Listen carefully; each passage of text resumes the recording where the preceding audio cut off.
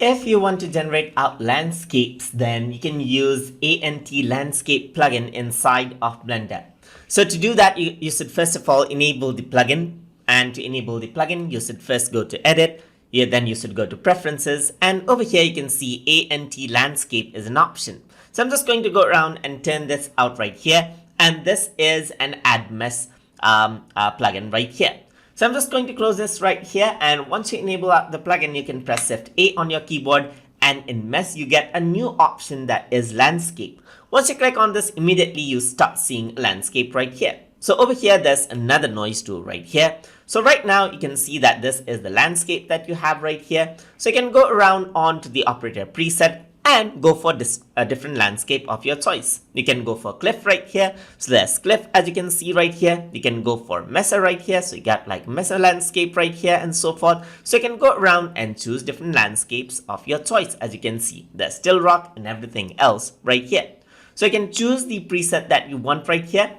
And then what you can do is you can work around with the settings. You can increase the subdivision to increase out the differences right here. Subdivision Y over here as well. You can work around with the mesh size. You can really increase this out, as you can see. So you can increase the mesh size from the overall section right here, just like this.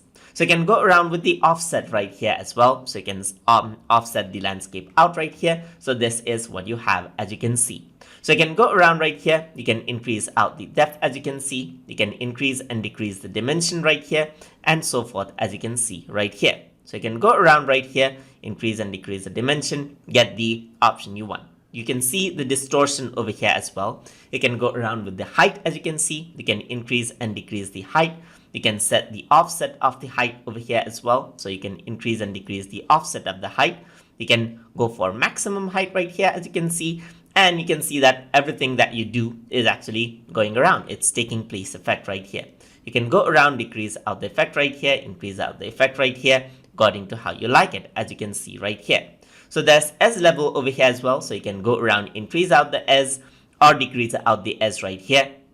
There's fall offs right here, as you can see, and there's different things. There's also water plane that you can work around with this. So you can see that another plane has been added out right here on the bottom. So if there's like, let's say for example, you got the height and so forth, you increase this out, then what happens is that if you were to offset everything, then you got the water plane over here as well, as if this is a sea of water. So you can see that that is how you can easily generate out landscapes without having to model everything out manually by using this plugin. So that is how you can use the ANT landscape plugin inside of Blender to generate out landscapes. So hope you guys learned something as always. And as always, please like, comment, share, and subscribe.